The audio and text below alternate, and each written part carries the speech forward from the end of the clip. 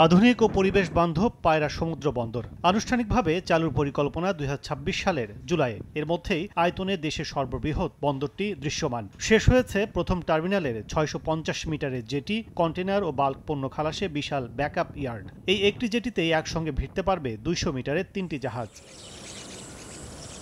অবকাঠামোগত উন্নয়ন এখন পর্যন্ত ৯০%। বড় কাজের মধ্যে বাকি রয়েছে ৬.৩৫ কিলোমিটারের ৬ লেনের সংযোগ সড়ক ও আন্ধারমানিক নদীর ওপর ব্রিজ নির্মাণ। তবে বন্দর দিয়ে এখনই গাড়ি ও বাল্ক পণ্য আমদানি সম্ভব বলছেন প্রকৌশলীরা। ২০২৬-এর জুলাই নাগাদ আমরা ফুললি অপারেশন করতে পারবো। এই মুহূর্তে আমাদের যে কানেক্টিভিটি আছে, এই কানেক্টিভিটি দিয়ে কিন্তু আমরা গাড়িবাহী জাহাজ আমরা এখন আনতে সক্ষম। এখন পর্যন্ত ১৩,০০০ কোটি টাকা খরচে গড়ে তোলা বন্দরটি চালু হলে প্রথম বছরেই নিট আয়ের প্রত্যাশা ৬৫০ কোটি টাকা। এছাড়া রাজস্ব মিলবে প্রায় ৬,০০০ কোটি টাকা। আগামী বছর আমাদের প্রায় ৬৫০ কোটি টাকা নিট ইনকাম শুধু পোর্টের, যেখানে গভর্নমেন্টের ইনকাম হবে ৬,০০০ কোটি টাকা।